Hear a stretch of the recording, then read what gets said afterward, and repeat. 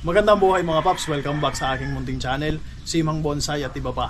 Ngayong araw mga paps ay mag-harvest tayo nitong aking Chinese Holly na nakatanim sa lupa at gagawa tayo ng clamp style o multiple trunk na bonsai mga paps. So ito ay magandang bonsai material, flowering material po ito at napakarami na po ng kanyang trunk.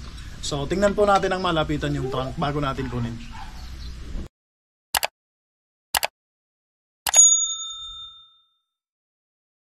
Ayan po mga paps ang aking Chinese Holly na prepare ko at tinanim ko sa lupa. So almost I think more than 2 years na yan mga paps dyan. Bali 3 grupo po yan. 1, 2 at itong nag-iisa rito na pangatlo. So kukunin ko mga paps itong nasa gitna. Bali maliliit pa yung trunk nya. Pero dahil sa dami, pag yan po ay nabuo, magmumukhang malaki po yan. So clamp style o multiple trunk ang gagawin natin. So susubukan po natin yan dyan. Bunutin. Chinese Holly po yan mga paps. Bago ko mga paps huhukayin itong Chinese Holly, puputulan ko muna siya para mas madali Ang pantay-pantay lang muna. Mamaya na natin aayusin. So lahat ng trunk niya, lahat ng ay puputulan ko muna ng pantay-pantay. Kasi maraming tinik ito mga paps para mabawasan ng konti yung tinik niya. At hindi tayo mahirapan sa pagbunot sa paghuhukay.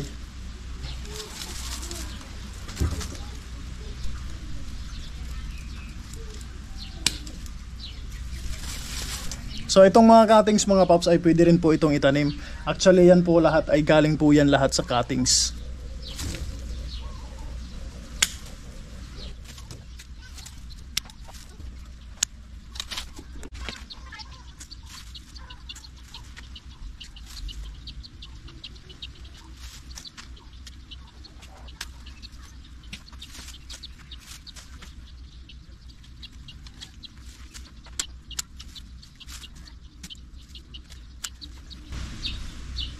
Ayan po mga paps at naputulan ko na nga yung mga trunk ng ating target na kukunin. Kung mapapansin nyo mga paps, meron pong mga bato na nakalagay dyan.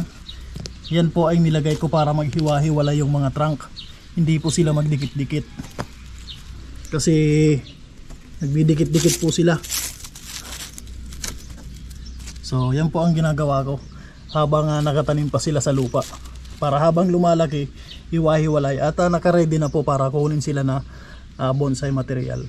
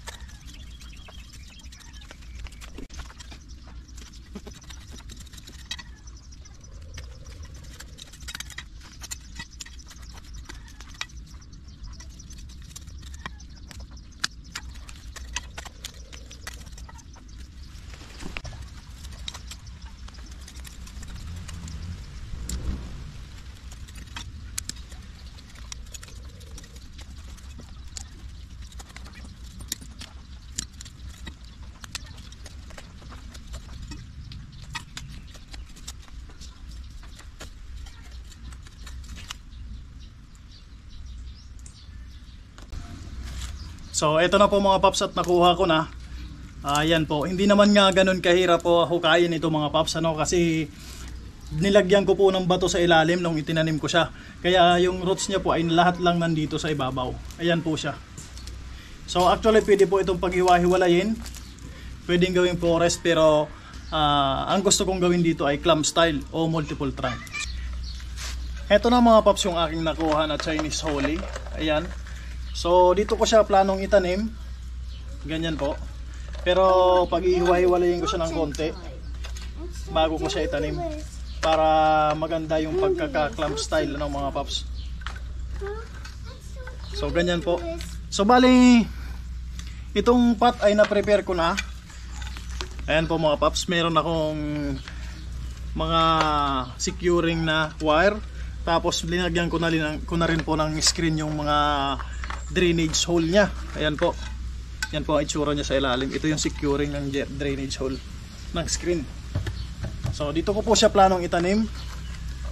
Ayan. So na-root ball nga ano mga paps, yung ating material. So ganyan po ang plano kong tanim sa kanya. Pero pag ihiwa-hiwalayin ko itong mga katawan niya,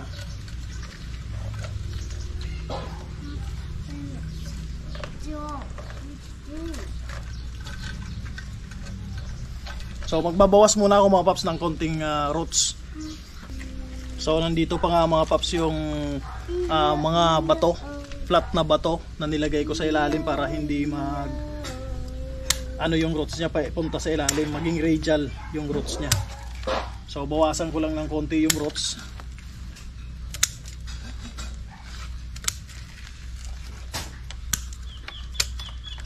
So napakagandang material nito mga paps. Ito po ay flowering material na Chinese Holly. Ang liliit rin po ng dahon ito, kaya hindi po tayo mahihirapan magpalit ng dahon. Ang problema mga lang po nito mga paps, ang problema lang ay medyo matinik nga yan siya.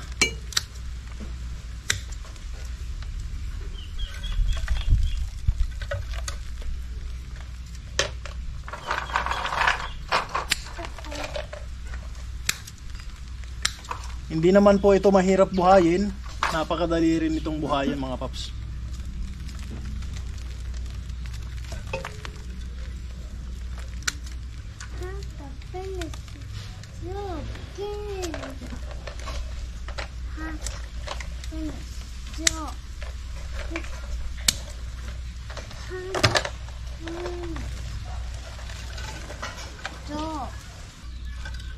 So ayan mga paps, bago ko po itanim ito mga paps, ay ayusin ko muna yung mga trunk niya na magkakahiwalay ano, para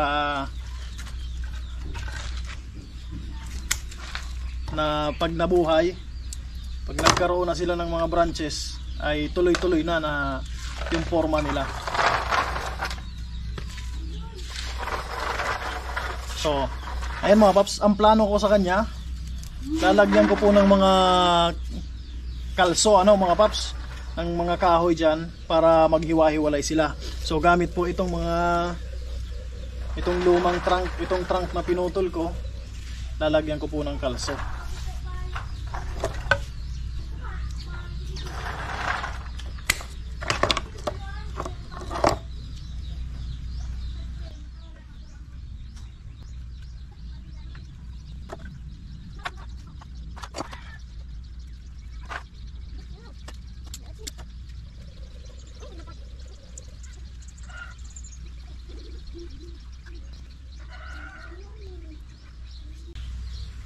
So ayan po mga paps, at naipaghiwa-hiwalay ko na yung mga trunk.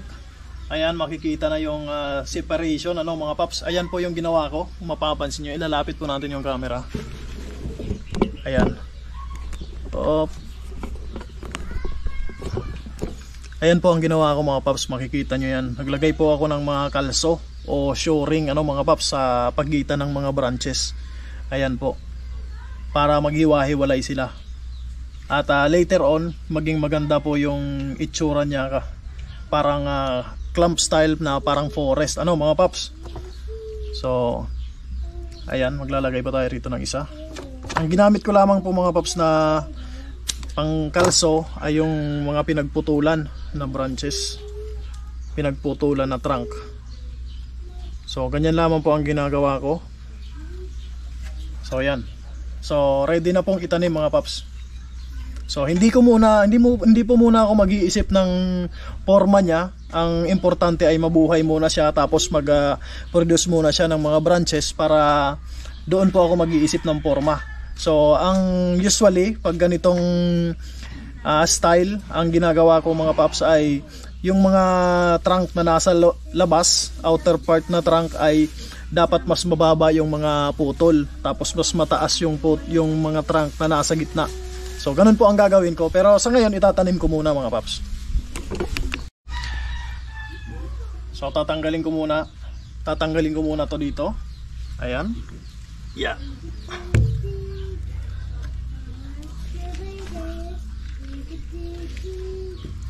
So ang pinakailalim po na layer na ng soil na gagamitin ko mga paps ay pumice para maganda po yung drainage nya. Ito po yung pumice. Ayan mga paps. Sa mga munggo size po yan na pumice, yan po ang ilalagay ko sa pinakailalim.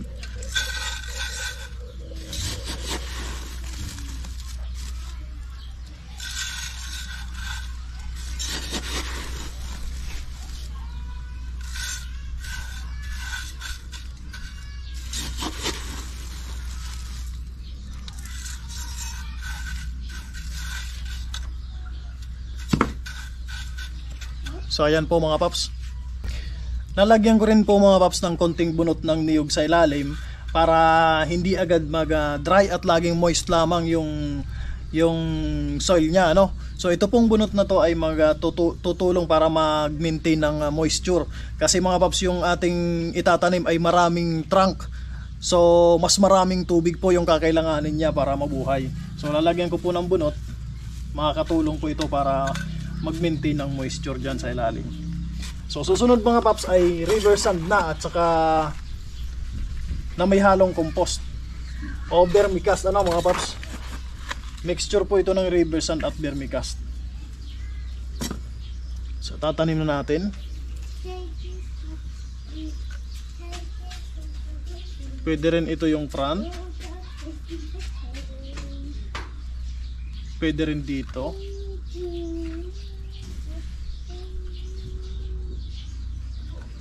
Yan. So sa tingin ko mga paps, ganyan lang muna ang gagawin ko. Ganyan. So medyo naka-tilt doon sa likod. So ganyan lang muna siguro. Yan muna yung initial na front. So lalagyan ko na mga paps nitong securing wire. So lalagyan ko na mga paps itong securing wire para hindi po siya ma-damage o magalaw ng magalaw, para safe na safe siya dyan sa kanyang pot.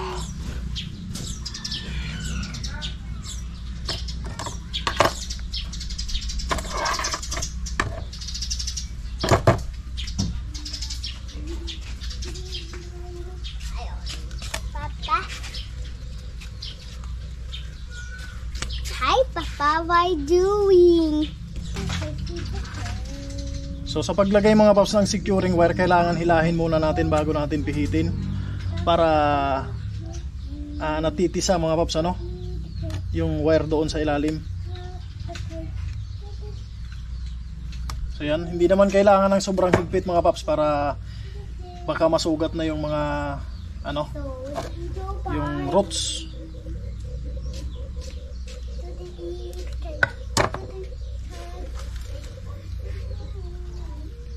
Tapos dito, isa pa.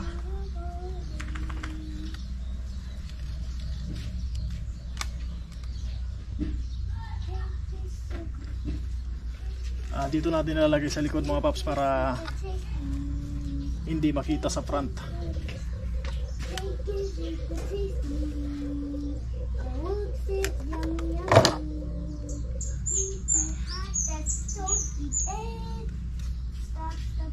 Yan, hila at pihit.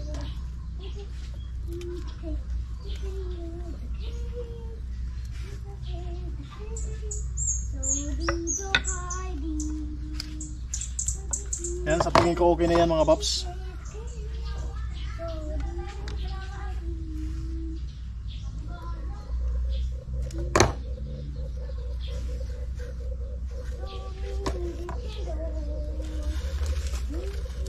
Yun. So ayan mga paps, at secure na yung ating halaman. Yung ating material dito, secured na. So ngayon mga paps ay magpi-fill up na ako ng soil sa ibabaw.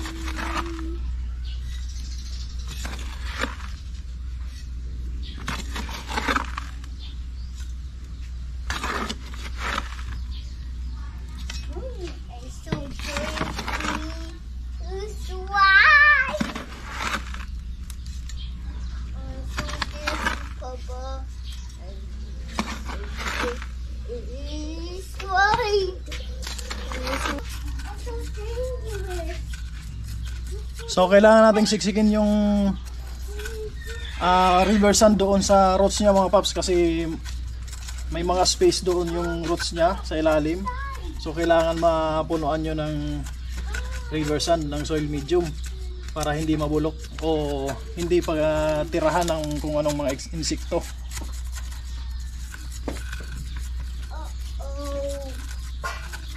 Hey, Papa. Heel. Hey.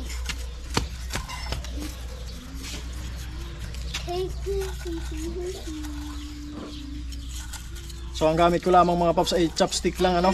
Nabibili lang po ito diyan sa kahit saan pong mga supermarket.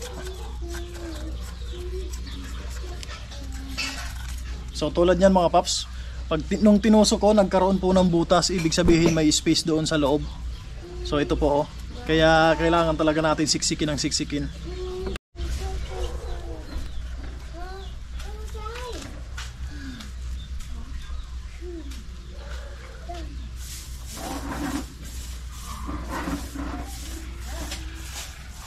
So mamaya mga paps ay didiligan natin to ng tubig. Tapos pag nadilig na natin, isisiksik ko natin muli, ano. Dapat talaga siksik na siksik yung soil medium.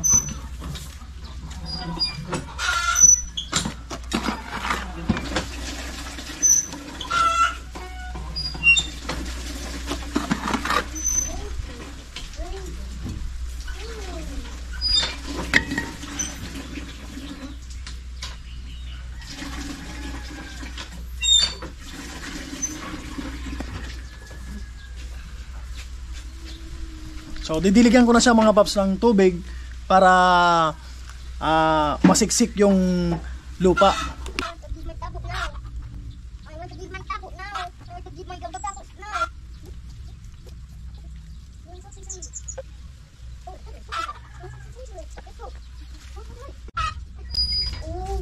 So ayan po mga paps, at nadiligan na. Kung mapapansin nyo, bumaba pa po yung river sand. Yan, lumalim pa siya.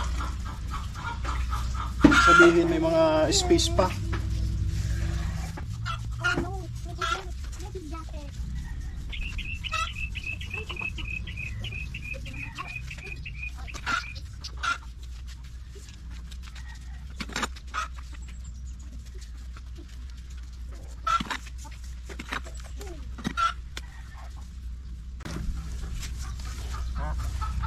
So ang susunod mga paps, dahil naitanim ko na siya, ayan. So maglalagay ako dito sa ibabaw ng parang damo, ano. Hindi ko alam kung uri ito ng moss, tulad nito mga paps. Yan, gumagapang po siya na dikit sa lupa. So may lupa sa ilalim, kinuha ko siya para ilalagay ko lang dito sa ibabaw para ma-maintain yung moisture hanggat hindi pa siya nakaka-recover. So kung mabubuhay, ewan ko lang kung pwede tong para sa aesthetics, ano, para gumanda. Pero yun ang gamit ko dito sa kanya mga paps, para ma-maintain lang muna yung kanyang moisture. Kasi wala po akong moss. Kalimitan ginagamit ay moss or dried moss, ano mga paps. Pero wala po akong ganon. Kaya ito muna ang ilalagay ko rito. Pwede naman to mag-maintain ng kanyang moisture dyan sa ibabaw.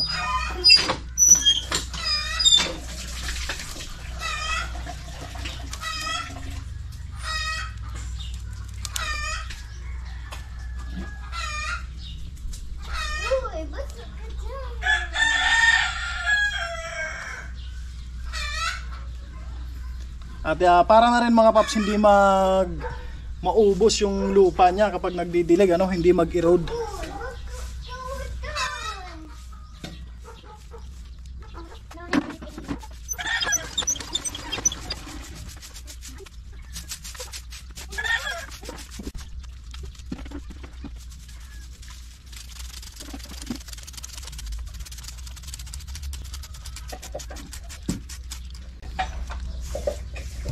So ayan na po siya mga paps, sa tingin ko ay okay na po ito. Yan. So tapos nang maitanim.